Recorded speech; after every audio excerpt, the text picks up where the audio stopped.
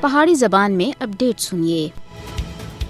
بھارتی میڈیا سن ہمیشہ مقبوضہ جموں کشمیر دی اثر صورتحال کو تروڑ مروڑ کے پیش کر کے دنیا دی اکھاں دے وچ مٹی سٹنے دی ناکام کوشش کیتی ہے۔ خاص طور دے اوتے جد مقبوضہ جموں کشمیر دی زمینی صورتحال دا معاملہ آندا ہے تو بھارتی میڈیا RSS اور BJP دے ترجمان دے طور دے اوتے کام کر رہا ہوندا ہے۔ ہندوتوا RSS دا پروردہ بھارتی میڈیا دی مقبوضہ جموں کشمیر دے اوتے جانبدارانہ رپورٹنگ کشمیری عوام دی جدوجہد آزادی دے بارے وچ جھوٹی خبراں پھیلا رہے ہیں۔ بالخصوص 5 اگست 2019 کے بعد مقبوضہ جموں کشمیر دے اوتے بھارتی میڈیا دی رپورٹنگ انتہائی متعصبانہ اور شرمناک ہے۔ BJP ہی متاثر بھارتی میڈیا مقبوضہ جموں کشمیر وچ حقیقی زمینی صورتحال دے بارے وچ غلط اور بے بنیاد معلومات پھیلا رہا ہے۔ مقبوضہ جموں کشمیر وچ بھارتی میڈیا دی رپورٹنگ اصل زمینی حقائق دے بالکل برعکس رہی ہے۔ بھارتی میڈیا مقبوضہ جموں کشمیر وچ تعینات بھارتی فوجیاں دی طرف تے انسانی حقوق دی سراسر خلاف ورزیاں تھیں۔ بین الاقوامی توجہ ہٹانے دے واسطے جعلی اور جھوٹی خبراں دا سہارا کین رہے ہیں۔ بھارتی میڈیا غلط معلومات اور جعلی خبراں پھیلانے میں بڑے ماہر ہیں۔ مقبوضہ جموں کشمیر دی زمینی صورتحال دے متعلق بھارتی میڈیا کوریج پیشہ وارانہ صحافت کے اوتے ایک بدنما داغ ہے۔ بھارتی صحافی اور TV اینکرز مقبوضہ جموں کشمیر کے اوتے مودی حکومت کی سرکاری پالیسی دے عین مطابق کام کر رہے ہیں۔ جنگی جنون